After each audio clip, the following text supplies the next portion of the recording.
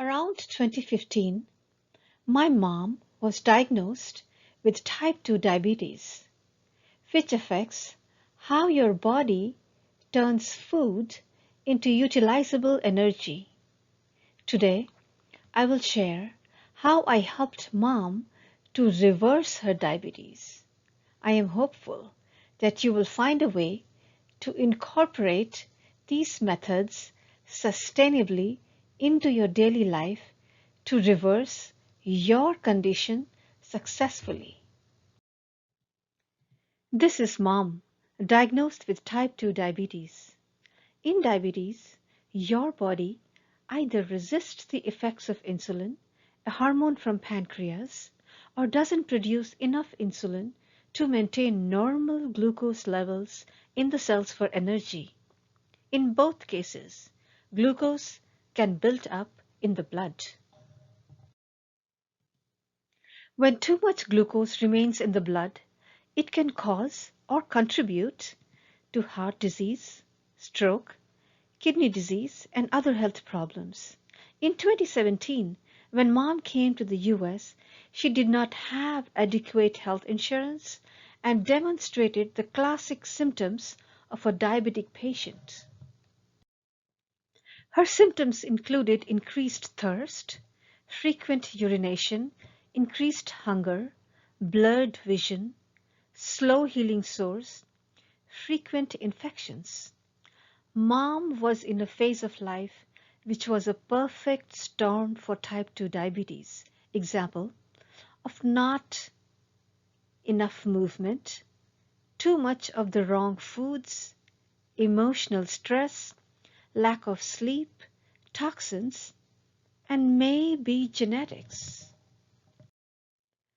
With these risk factors, her post-meal glucose would shoot up to 300 occasionally.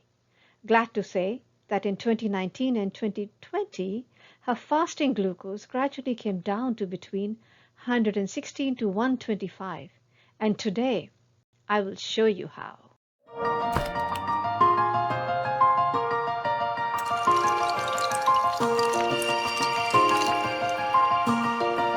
Hi, my name is Ritu Srivastav.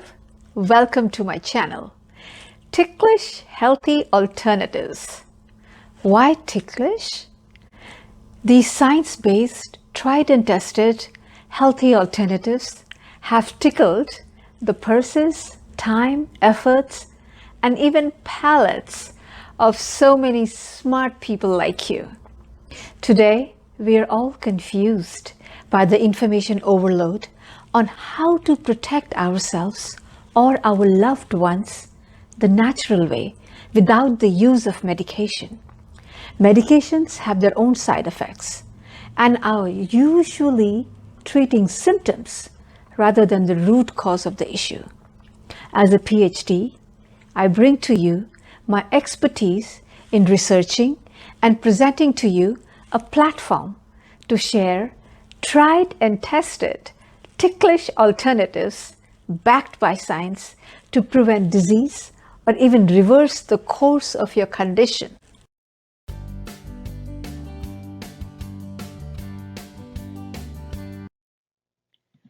Based on my research, the three strategies that we used for mom to reverse excess blood glucose levels to control her diabetes were walking, good sleep, and a healthy diet. To keep the video short, I will discuss the first two strategies in this video, and the third strategy will be discussed in part 2 of another video. During exercise or even moving, the muscles utilize glucose as energy, so they reduce how much is floating around in the bloodstream. But mom was someone who had never visited a gym in her life, so exercising was a far cry. And so we settled for walking at home. One study compared blood sugar spikes in older adults 15 minutes post-meals and a single 45-minute walk taken at mid-morning or late in the afternoon. Results showed that the short 15-minute post-meal walk was more beneficial in reducing the blood glucose spikes. So what is the best time to walk to optimize blood sugar levels? Usually, blood sugar starts to rise 10 to 15 minutes after a meal and reaches its peak after an hour. So moving the body within an hour of eating for 30 minutes proved to be a very effective strategy for mom. Through regular walking or even moving or exercise like gardening right after meals, mom lost significant amount of weight, bringing her blood sugars in balance.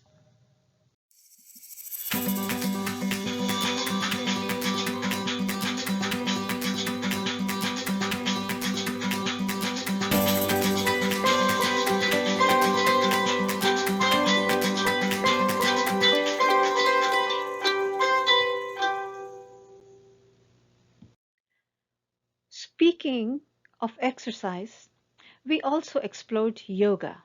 In yoga, specific postures can benefit diabetes patients, but mom had never practiced them. So my brothers guided us for pranayam, which is the science of regulating breathing to stimulate certain areas or glands in the body to regulate their respective functions. One of those functions is calming the mind, thus balancing the interaction between the pituitary gland and the pancreas. For example, a particular practice, Kapalbhati, stimulates the pancreas to release insulin, thus helping control diabetes. Our second strategy was sound, undisturbed sleep.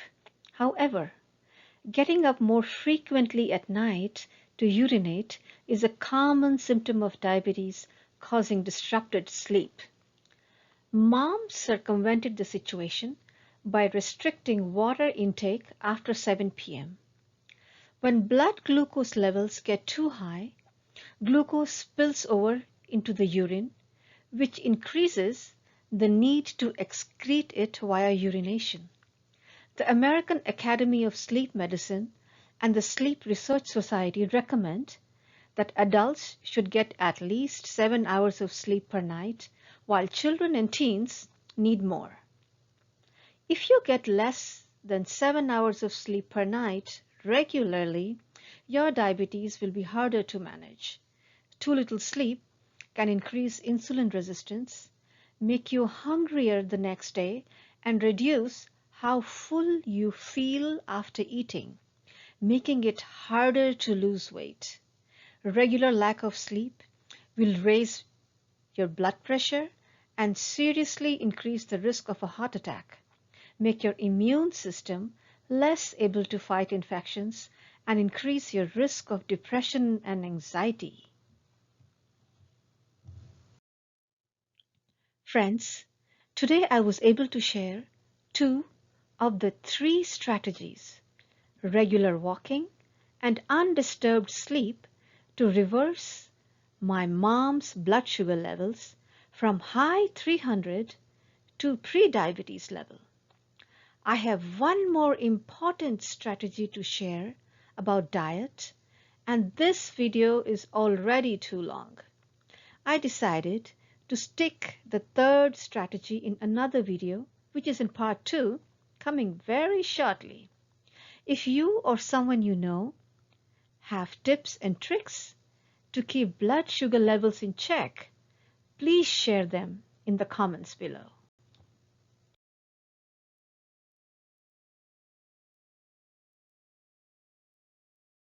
The bottom line is, if mom can do it at 80 plus years, so can you. Through this channel, I hope to grow and empower a community of health lovers by sharing ticklish healthy alternatives. If you have something that has worked to protect you or your loved ones, please comment below. To learn more tried and tested secrets for a beautiful, fit, and healthy lifestyle, don't forget to hit the subscribe button for more ticklish healthy alternatives. Be safe, be healthy, till my next video.